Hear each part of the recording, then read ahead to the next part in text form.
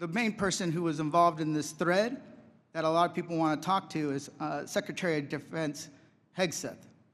And a lot of questions were brought up regarding his drinking habits in his confirmation hearing.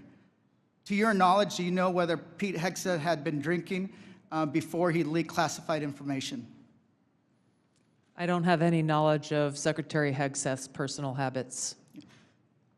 Director Ratcliffe, same question. Yes or no? You know, no, I'm going to answer that. I think that's an offensive line of questioning. The answer is no. I find it interesting that you want to. No, I'm going to answer. You asked me a question. You want an answer? No, listen. You don't want to focus on the good work that the CIA is doing, that the intelligence community. Director, I reclaim my time. Director, I reclaim my time. Here, I have huge respect for the CIA, huge respect for our men and women in uniform. But this was a question that's on the top of minds of every American, right? He stood in front of a podium in Europe holding a drink. So of course, we want to know if his performance is compromised. If people were asking if the General Austin was compromised because of a heart issue, was his performance compromised because of a successful strike? I yield back, Mr. I bring my. You want to know? You want to talk about accepting responsibility? Do you think you should accept responsibility for a successful strike to make Americans safer? You want to focus on. I reclaim my time. So here's the thing. This is serious. As somebody, we've been briefed in this committee about using Signal. One of the things they basically said, the most secure phone call, the least secure text messaging.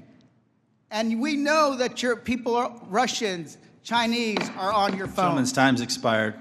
For the last 2 days, members of the intelligence community have been asking questions about a Signal messaging group and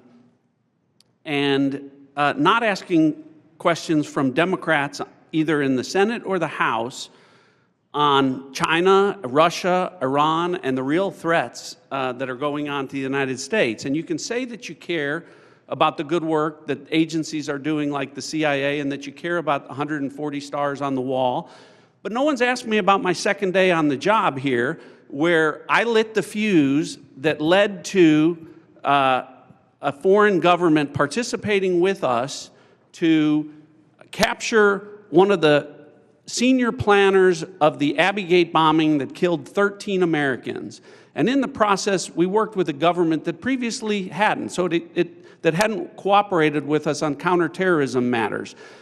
Or the fact no one has focused on that within an hour of that taking place, I was on the phone with Director Patel, and a few hours later with Attorney General Bondi, working together, the IC and the FBI working together to bring this person home in less than a week.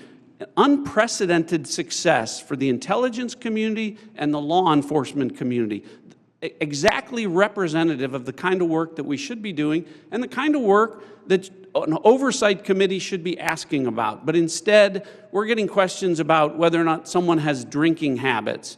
And, you know, I just wish in an annual threats hearing where the American people want to hear about threats, that's what we would be talking about. Congressman Gomez's maligning of my reputation and not giving me the opportunity even to respond to his accusations.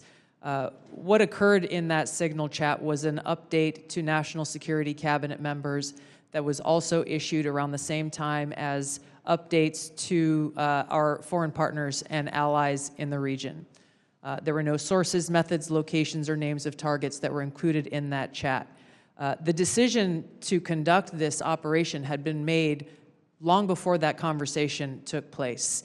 I do take my responsibility very seriously and played an integral role in providing the intelligence community's assessments that led to the ultimate decision by the President to conduct an operation, which, by the way, was very successful and continues to be very successful.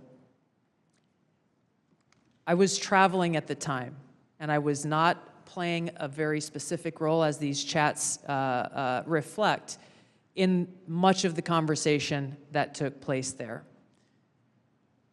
Secretary Hegseth, in my experience, has continued to operate in the way that President Trump's confidence in him inspires, which is in the best interests of the American people and our war fighters and ensuring our national security. I think it's wrong to impugn him, especially at a point where he is not here to defend his own honor.